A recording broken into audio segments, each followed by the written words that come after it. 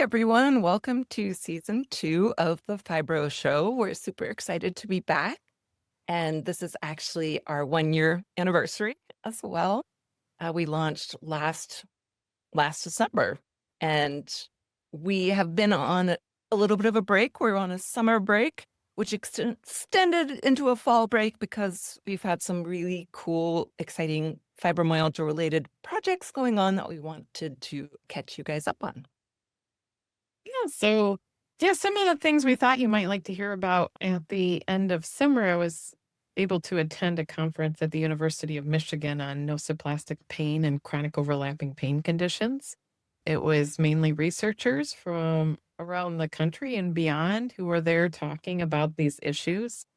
And one exciting takeaway that I really wanted to share with all of you on the Fibro Show was just how much interest is there in the research community behind making research more user friendly, and really like engaging those of us living with the illness with the research because that's one thing that I've been doing in my work these last 28 years, going on 29 this year, working at the Fibromyalgia Association, is fast tracking information from research into the hands of people who use it every day, the clinicians and the people living with the illness. So it was exciting to me and surprising to hear that they really want the shift to occur so that, not only is it more accessible, but we as people with the illness are actually engaged at the beginning stages of research by becoming partners on research projects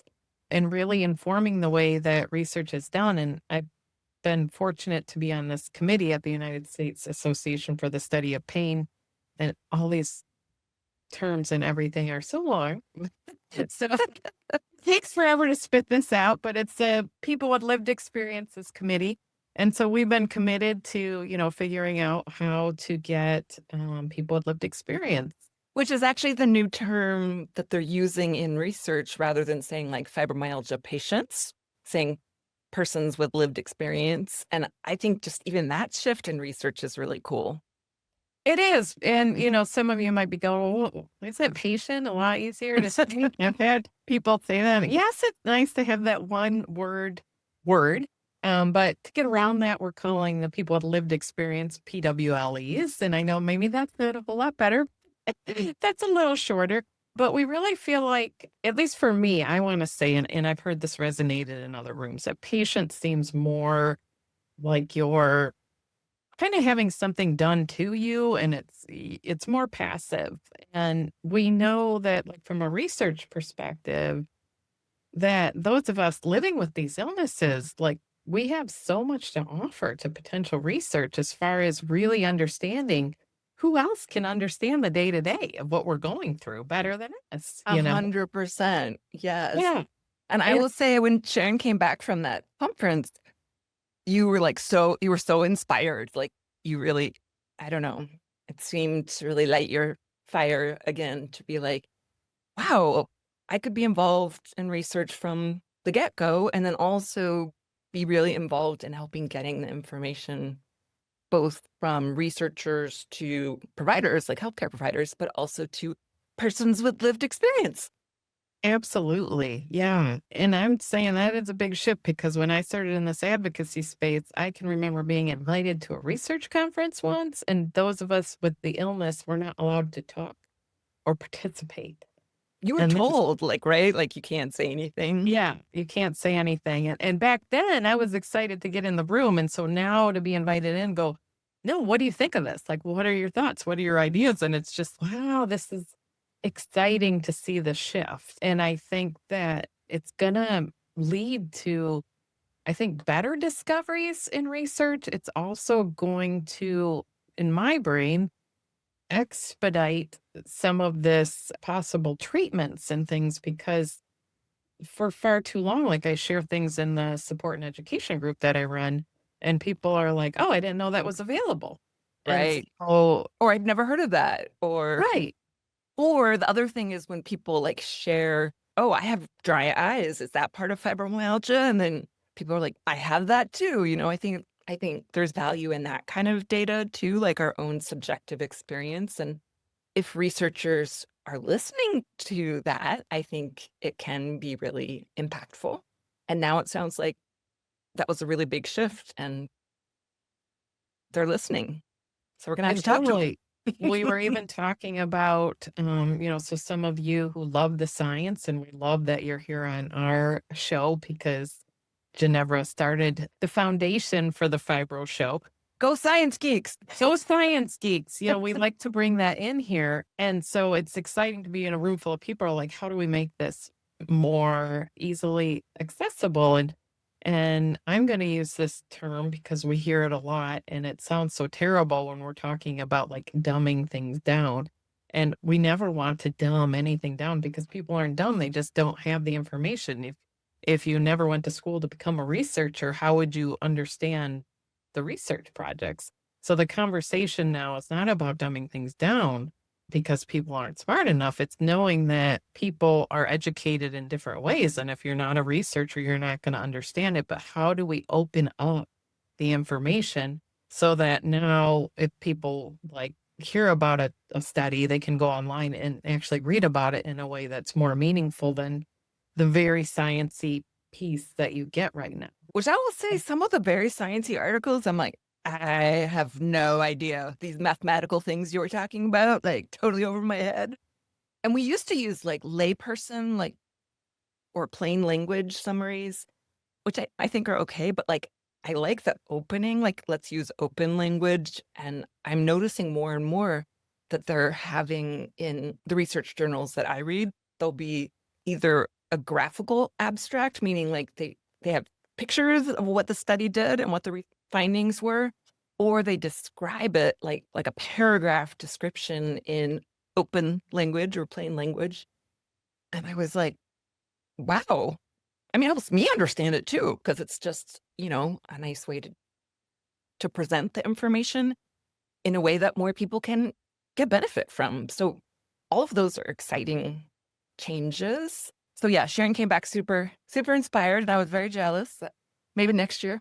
The other thing that I thought was exciting that was discussed at the conference, just in a very small manner, but makes me super excited because I've been curious about this for decades, is that chronic overlapping pain conditions, there's 10 of them that occur with fibromyalgia. Some of the other common ones are irritable bowel syndrome, migraines, endometriosis. You can click on, and we'll put a link in the show notes to the other ones. But this thought process of working to get information into the community, into clinicians' hands, that if people start to develop about 2 of these, we need to really maybe work with the patient, person with lived experience more to understand how to live life with these conditions quicker. And because perhaps if people can live a little healthier with the conditions, is it possible to maybe prevent some of these other ones from coming online? And so that's still like, I don't have like a concrete answer for this in this moment, but it's a question. And some of the researchers were saying, yes, I think that that's really vital. It's really important. And some were again saying like, yeah, that would be really helpful to inform clinicians. Like, you see this, it's a warning sign. Connect this person to the right resources if that person, the clinician, is not the right person. So I think that, some really good things are coming from that. And we have a lot of people working. That's the other thing is, oh my gosh, there's so many young people at this conference who are getting into the field of pain research. And that made me feel so good because it's like we have so much more research that needs to be done. And so Because fibromyalgia is really behind where other illnesses are. Like, I think the many decades of people not thinking it was real or not wasn't taken very seriously, in the scientific community, that really, I think we got a lot of catch up to do. And I think it's exciting to see that that's starting to happen. I agree. And there has been some real momentum these last few years in pain research. So part of the work that I've been doing since we've been on a hiatus is working to support campaigns to protect research funding, because right now in our country, research funding is going through a shift, and a lot of research is not being funded anymore. And that's a very serious concern because there's some great studies, whether it's on pain or cancer or whatever. It's not just pain, but I will say that the entire department that was at the NIH for pain was let go. There's still a little bit of something left, but there was a full department that, with the new changes in administration, that department's gone. And so we as pain advocates really wanted to bring attention to, like, hey, it's really important to the future of millions of people in this country to protect pain research. And so actually at the end of the conference, we all did a little march, and it was March on Washington, but it was actually Washington Street in Ann Arbor. So it was our little way, of trying to raise some awareness. I wish I didn't think to have one of the Yeah, we should show pictures. yeah. Or do you have a sign that you kept I from it? had a sign, but it's not right here with me. But I Okay. should have Next done that. episode. But there's a lot of us out there committed to helping you with your pain, and I don't think you know that. I know We that you want don't know people that. to know that, and I Yeah. think that's part of what the goal of the Fibro Show is. We also are trying to expedite information, get information more quickly to people that need to hear it. And then I think part of the hiatus was we realized there was a few other directions we really needed to that were really important, like kind of time sensitive ways that we needed to really work in the community to kind of say, hey, no, we need to preserve research funding for fibromyalgia. And so that is part of why our summer hiatus moved into the fall. Other reason though, is because Sharon and I presented at PAINWeek, which is a conference where it's about all types of pain, but this year there was really a specific focus on fibromyalgia, which was exciting. And I gave a presentation there about the science, the updated science of what we know about fibromyalgia and how that should change how we treat it, like how we can use information about how things are broken to try to fix them. Because, it's hard to fix something if you don't know how it's broken. And then Sharon, you gave a talk about something near and dear to your heart as well. Yeah, so I was able to present on health coaching for fibromyalgia, which many of you know I'm a national board certified health and wellness coach. And it's been a passion of mine. I became one because I was curious if they could fill sort of that space that in diabetes, we have the diabetes nurse educators who really do a fantastic job of connecting people with diabetes quickly to important management and lifestyle management strategies that make a big difference in their life. And for years on the journey I've been on with my own health, and then, in the spaces I've worked in fibromyalgia, seeing that the people who do well with fibromyalgia really have to make a lot of lifestyle management type changes. Takes a lot And of that work. it's a lot of work. There's a lot of education around understanding the illness. And when you have that understanding, you're able to make life work better for you. And we need to communicate that to people right away. And already we know that it's taking 5 years or longer still for people to get diagnosed. And so the quicker we can link that information to people, I think the better they will do. Frankly, I think for myself, I wound up bedridden at the age of 24. I think if I had had somebody like a health coach who connected with me right away, I really don't think I would have wound up as sick as I did. So I was sort of on a mission from the nonprofit perspective to learn about it and see if we could work that into programs we're doing at the Fibromyalgia Association, which is linked below. And but then I wound up loving it so much, it's really informing the work at our association, but it's also something I do on the side, helping coach people on private practice. Um, And Sharon so gave a really great presentation, I have to say. And it's kind of a newer thing for healthcare providers to really, at least in the pain world, think about bringing in a health coach. And you were really able to kind of delineate how a health coach, board certified health coach, can really help both the person with lived experience and the provider trying to help them. And what I like to say, like the takeaway from your presentation that I got was, the healthcare provider is telling you what to do, and the health coach is helping you on the how to do it. Is that right? Yeah, that's a big piece of it because, right, and many of us, even intuitively, know some of the changes that we know would be helpful to make, right? Like, for example, if somebody knows they're eating a lot of processed foods and you just know, like, yes, I would feel better if I didn't. But it's like a lot of people are sort of making that choice to eat that way because it doesn't feel like much of a choice when you don't have any time and you don't feel well. And that's the quickest, easiest thing that you know of to do. So sometimes working with a health coach can help you problem solve. Like, how could eating differently be accessible and be doable? Because it is for a lot of people who learn the skill. But like anything else, there's absolutely no shame in not knowing how to do it. Because I have a lot of people who are like, I know I should be able to figure this out, or, I feel like I should be able to do, sleep better, you name it, or exercise more. But you know what? There wouldn't be health and wellness coaches if it was that easy. And it's not just And about lifestyle change change. is hard for even, sorry to interrupt. Yeah, no, go Lifestyle for change it. is hard even for people that don't have a chronic illness.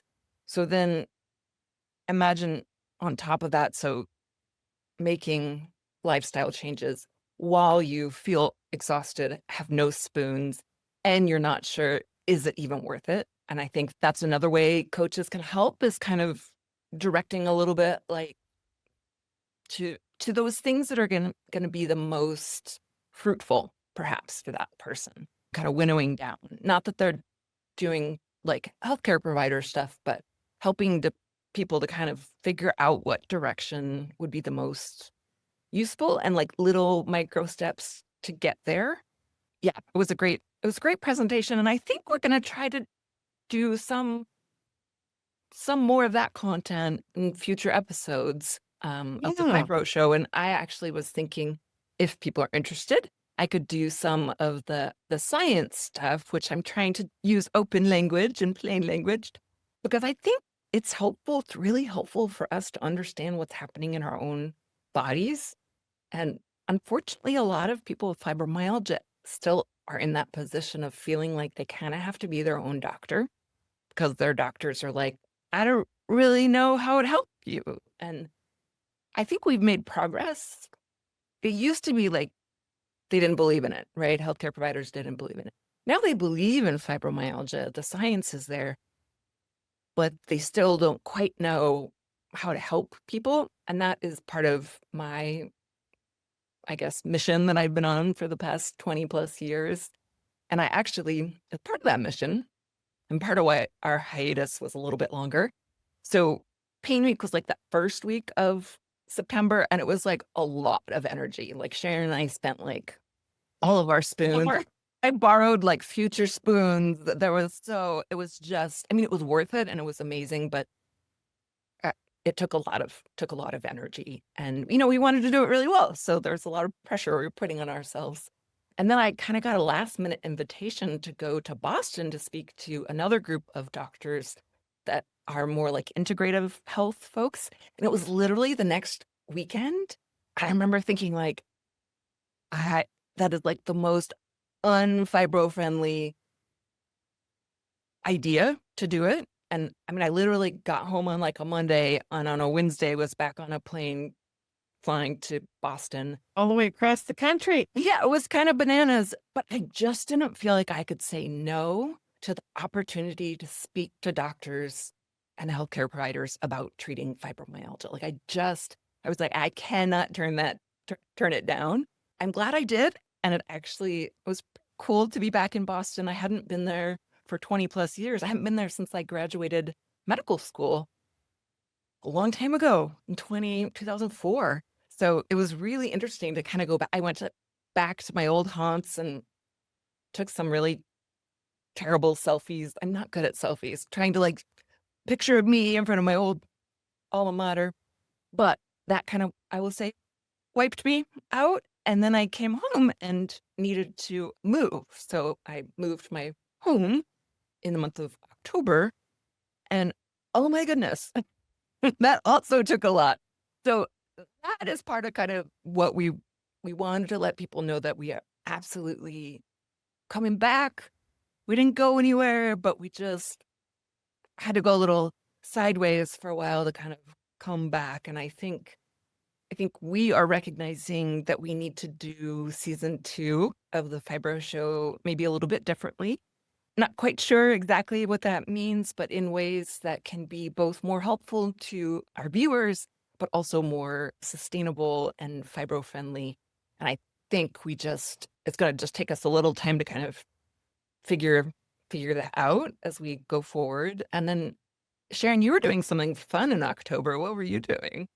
Yeah, I got to celebrate my 25th wedding anniversary. And so I had some other travel after PAINWeek as well. We both did for a little professional education out in the community. And so it was just like, it was one trip after another trip. And then I got to go to Hawaii, and it was fantastic. And I really wanted to share with everybody because I got to do one of my bucket list items, which we stayed in the exact same hotel as our honeymoon, so 25 years ago. And I had been to Kauai twice, both the honeymoon, and then we went 2 years later because we loved it and had to go back. And neither one of those trips, I was able to hike the Nā Pali Coast, which is this beautiful coastline of Hawaii. Not that I could do that whole hike now either, because that hike is for like really experienced hikers. But there's this beginning part of the hike that goes up about 42 stories. And then you have this beautiful view of the coast. And I wanted to do it so badly. And You my weren't able to in your honeymoon or that second trip because you were still so ill. Like you're Because I had a chairlift in my home those first 2 trips. So absolutely walking up rocks, climbing up rocks, 42 stories was not going to happen. But hey, so I wanted to share this with all of you this time. Hey everyone, it's Sharon. I hiked to the Nā Pali Coast today on Hawaii. I am here with my husband on my 25th wedding anniversary. And when we were here for our honeymoon, I was unable to do this hike. We're up about 40 stories. And I just wanted to send this out to everybody and let you know that getting better is possible. So keep watching our videos. Take care. But the main thing is that if you had told me when I was there for my honeymoon, when I was like 28 years old, don't worry, you can't hike this now, but you'll be able to when you're 53. Do you think I would have believed that would have been possible? Like, why would being so much older make that possible? And so I just want to tell everybody, like, please don't give up. There are ways to improve even just a little bit. And finding that 1% better that I always talk about is key, because 1% leads to more, and so much can grow from that. So that's why I wanted to share it with everybody. I was excited. And oh my God. by the way, I have to back up because we segued into this so fast, but she did a killer job at PAINWeek with the science educating doctors. And I kid you not, when they learn that she has the illness, it's such an incredible moment. And I think that the doctors really listen to you in a different way than, other speakers who don't have the illness. And that once again goes to what we were talking about at the beginning of the show, the person with lived experience. Like, you bring that all together. And so I just thank you for finding your way through med school with fibromyalgia, plowing back through, saying, I'm going to become a doctor for fibromyalgia, because you're making a difference every day. So Thank you. Right back at you. Your story is super inspiring, and I find working with you amazing because you say you went from bedridden to rock climbing, and I think that's really cool. And it doesn't mean that like you don't pay for the rock. I imagine you paid for that hike. Like the next day, you were probably pretty sore and exhausted, but you were able to do it. the pro tip, okay? This is the first time I've been anywhere where I've hiked and had the opportunity to jump in an ocean afterwards. And Oh, oceans are so therapeutic to me. I don't know. I mean, not like everybody can go jump in an ocean, was but it warm, like the water, or was it cold? actually it was a little cooler that day, like cooler than I'd like. But as you can imagine, like after climbing, like actually the coolness was good for, I think, like the inflammation a little Yeah. bit. And oh my god, because I have done other hikes, like I've hiked in Sedona, Arizona, and then, I went back to the room and did ice packs. I went in the ocean for about an hour, which my husband bailed out at a certain point because he's like, it's kind of cold. And I'm like, I don't care. And I just was like out there floating in it. That is awesome. It's also probably the floating and like the weightlessness, and it Yes. helps. That is a good pro tip. I think the other pro tip is go to Hawaii. Yes. Everything is better in Hawaii. So Oh, I'm just and you're like, like a big parrot fan. And do you want to tell? So someday we're going to meet your parrot, right? right. Milo. Sometimes he participates in our pre-planning meetings. He's not Sorry. been a one of our videos yet, but I'm sure he will. But you're a huge parrot fan, and from what I hear, the parrots have come to Hawaii. They have come to Hawaii. They were not there. Now is there before. So unexpected bucket list. So I got to do 2 bucket list items, but there are wild parrots now, and apparently they just like to sleep in front of our hotel. It's a legit thing where for some reason about couple hundred of them seriously come in every night and they nest in the trees to sleep. And it is the coolest thing I've ever seen in my entire life. And we had to make it back to the hotel just about every night because it happens like clockwork right after sunset. This happened, takes about 40 minutes for them all to get settled. And Wow. then right before sunrise, they all leave. And you don't see them at all during Yeah. the day anywhere on the island. And it just, as a parrot lover, just completely made my day and made being away from Milo a little easier because I got to watch them. I'm so glad that you're able to accomplish some of those bucket list items. And then, do you want to kind of catch us up on where you are with the Fibro Association as far as recent activities and future activities? Yeah, so we have the support and education group that meets every month. We just celebrated our 28th anniversary, so we're now going into year 29. And if you haven't found a way to connect with people with fibromyalgia, it- there's so much value in talking to somebody else with the illness and learning from other people. And the support and education group I started was founded on being a positive group with a lot of education because I did attend groups when I was first ill that were just kind of like negative pity parties. And, but ours is very research, science based. Let's find solutions. No, we're not like Pollyanna sitting around, oh, this is great. But it's like we want the 2 hours spent together to be ones that hopefully when you leave the meeting, you feel like a little more uplifted.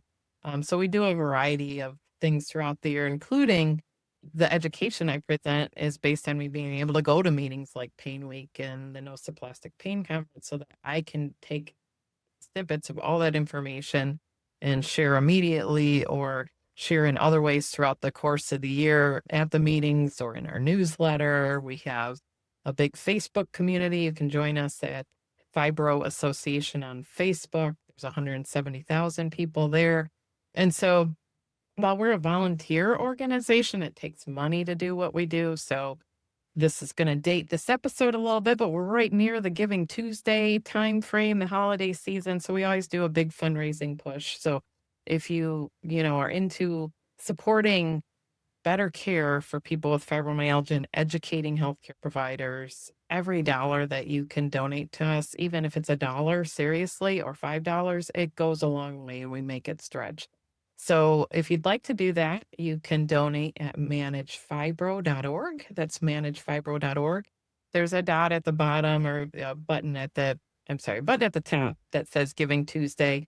Click on that. If you donate in the next few days before, click on the link because again, we know people watch this episode a little later on, but we're doing a special exclusive event for donors who are giving over $40. you can join me for an Ask Me Anything event happening on Saturday, December 13th, and we'd love to see you. And if you donate before the window's up, then you'll get invited to this Ask Me Anything. So Sounds really cool. thanks for asking what's going on in Fibro Association. But it's so good to be back with you here and sharing what we've been up to. We've been talking about doing this for quite some time, so we finally got our schedules in alignment, Yep. and we've been reading some of the comments that you've left for us. That is one thing that we've noticed. We're not able to get to as many comments as we used to be able to do, and that's going to keep us having more time to put more content out by not always responding to the comments. But I do want to say we do check it, and We do get a read lot of them. yeah, there's a Yeah. lot of good information in there for us and for all of you. I love seeing when you support each other, or you comment back to one another. Learn from each other. Or Yeah. So No. please continue to comment. Just know that we do try to read them. We're not always hearting as much or whatever, because we also don't want to make people feel bad that, oh, we didn't get to reading it. So just know that we're on there checking. So And we're super excited to be back. And is there anything else no, need to I say think before that we wraps sign it off? up. Yeah. All right. Second episode of our season 2. I hope you enjoyed our fibro stories that Ginevra put together for all of us. It was a wonderful collection of stories. We'll drop a link to that in the show notes. And so until next time, it's sending some Sending you some fibro love. fibro love.